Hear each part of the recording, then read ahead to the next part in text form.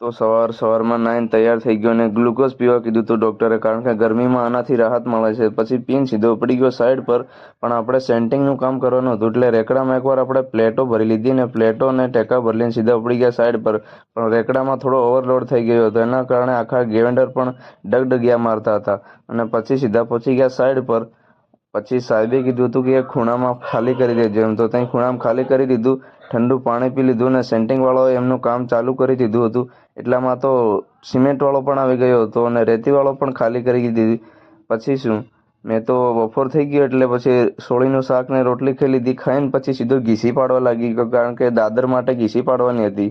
તો ઘીસી પર એટલામાં ચા આવી ગઈ એટલે મજૂરે ચા પી લીધી ને પછી મેં આટલી ઘીસી પાડી હતી અને સેન્ટિંગવાળાએ પણ આ પૂરું કામ કરી દીધું હતું. પછી શું, સીધા લીંબુ શરબત પીવા પહોંચી ગયો.